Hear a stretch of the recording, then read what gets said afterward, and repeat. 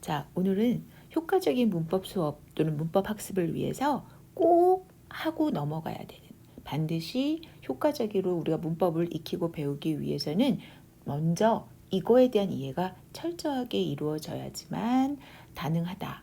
그래서 오늘은 바로 제일 첫날 첫 일강 수업인 바로 문법 용어 개념 정리가 되겠습니다. 자, 일단 우리가 영어의 문장은 단어들로 이루어져 있죠. 그래서 우리가 영어에 단어가 종류가 있어요. 그래서 일명 얘를 팔품사.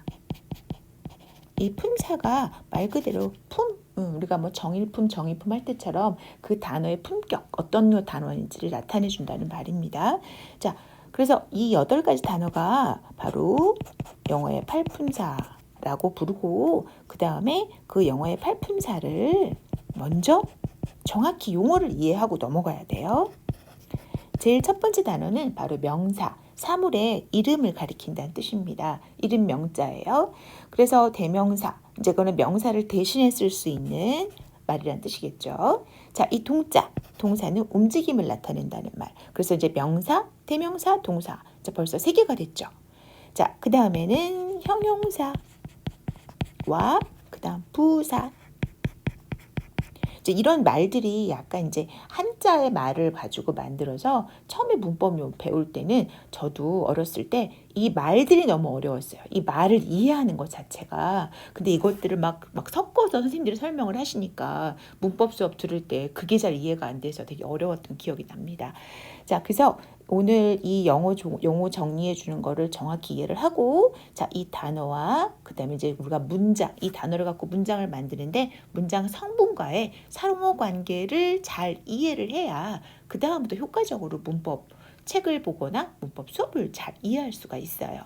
자, 그다음 형용사라는 건 뭐냐면은 말 그대로 꾸며주는 말들을 말합니다. 근데 이제 형용사와 부사는 둘 다 꾸며주는 역할을 하지만 사실 조금 다른 기능을 하고 있기 때문에, 자, 어쨌든 형용사와 부사라는 단어가 있고, 자, 그 다음에 전치사와 접속사라는 단어가 있습니다.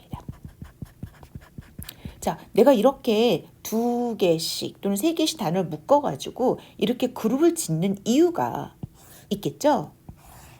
바로 이 각각의 단어들은 서로 역할이 다르죠. 지금 보는 것처럼, 자, 먼저 이 명사와 대명사 동사, 즉 명사와 동사는 우리 둘은 바로 문장을 이루는 성분이 됩니다. 그러니까 문장을 이루려면 반드시 꼭 있어야 되는 걸 말하는 거예요. 즉 명사와 동사는 바로 문장의 성분으로 꼭 필요한 역할이 된다는 얘기고, 자, 형용사와 부사는 안 써도 되지만 쓰면 훨씬 더 문장을 재밌고 흥미롭게 만들 수 있어요. 그러니까 예를 들어서 어떤 소녀, 근데 어떤 소녀? 예쁜 소녀. 그 다음에 피자, 무슨 피자? 맛있는 피자. 이렇게 해야지 우리가 더 훨씬 더 재밌게 얘기를 꾸며나갈 수 있으니까요. 자, 그래서 얘네들은 말 그대로 꾸며주는 역할을 한다. 조금 세련되게 말하면 수식이라는 말을 씁니다. 수식하는 기능을 한다. 조금 문법책들이 말이 조금 용어들이 어려우니까 우리가 그런 말들이 뭘 의미하는지 알고 넘어가는 게 중요해요. 그 다음에 이제 그랬어요. 자, 문장을 만들었어요. 예를 들어서 나는 피자를 먹었다. 그러면 나는, 그죠? 내가, 그죠? 먹었다. 그죠? 뭐를? 피자를. 이렇게 해서 저 3단어 가지고 문장을 만들 수 있어요. 하지만 너무 재미없다는 겁니다. 무슨 피자를 먹었는지, 어떻게 먹었는지, 어디서 먹었는지, 누구랑 먹었는지, 이와 같은 그 피자 하나를 꾸며주는, 그 먹는 행위를 꾸며주는 다양한 수식어나 정보들이 있어야 문장을 훨씬 재밌게 전달할 수가 있잖아요. 그래서 바로 이 형용사와 부사가 바로 그런 역할을 해주는 거고, 그 다음에 이제 이것만으로도 부족하다는 겁니다. 즉, 그럼 내가 피자를 맛있게 먹었는데, 자, 어디에서 먹었다 라고 장소를 말한다든지 누구랑 먹었다 라는 정보를 나타내야 되는데, 근데 그거를 우리가 영문법의 원칙에 따라서 그냥 막 단어를 갖다 붙일 수가 없는 거예요. 한국말도 누구랑, 그죠? 또 가게에서, 식당에서 이렇게 말을 연결해주는 조사가 있는 것처럼 바로 영어도 그렇게 이어 붙일 때 붙여 쓰는 접착제, 종류가 두 가지가 있습니다. 첫 번째, 바로 전치사라는 건데 이거는 바로 앞전자를 써서 앞에 위치한다라는 겁니다. 문장 앞에? 아니요. 이 전치사는 어떤 단어의 앞에 위치한다는 뜻이에요. 그래서 주로 사물의 위치를 나타냅니다. 그래서 그 다음에 두 번째, 접. 이 접은 말 그대로 붙일 접자죠. 그죠? 접속하다, 접속. 그래서 얘는 바로 그쵸. 뭔가를 붙여서 문장을 만들 수 있다는 얘기예요. 자, 이 전치사 접속사가 다 연결해주는 역할을 하는 건 같은데 분명히 같은 단어였으면은 같은 역할을 하지만 차이가 있으니까 다른 단어가 존재했겠죠. 자, 그래서 우리가 여기서는 바로 보이지 않는 애매한 선이 존재합니다. 이렇게. 즉, 지금부터 설명하는 요 현계선을 중심으로 형용사는 그쵸? 바로 명사를 꾸며주고 또 전치사도 바로 전치사는 명사를 연결해 줍니다. 그럼 누구?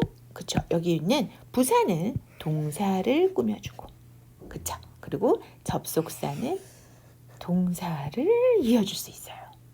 이게 가장 기본적인 첫 번째 개념 이해의 출발입니다. 그러면 다시 돌아와서 명사와 대명사 동사는 그쵸? 아까 뭐라 그랬다고요? 문장의 성분이 돼준다고 그랬습니다. 그리고 형용사 부사는 꾸며준다고 그랬어요. 그럼 아까 얘네들은 전치사 접속사는 무슨 일을 한다고 그랬죠? 그렇죠. 바로 연결하는 기능을 해준다고 그랬습니다. 그러면 자 이렇게 해서 바로 문장이 만들어지는데 자 이것들 단어들을 잘 그죠? 어울려서 우리가 영어의 문장을 만들어줘야 돼요. 자 그러면 과연 그럼 문장을 이루는 가장 기본적인 바로 이 문장의 그러면 성분은 바로 뭐가 문장의 성분이냐? 명사가 문장의 성분일까요? 전치사가 문장의 이렇게 말하면 안 돼요.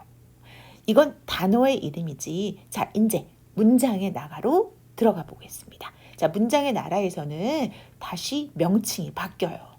여기서 학생들이 굉장히 이제 헷갈려하는 부분이 생깁니다.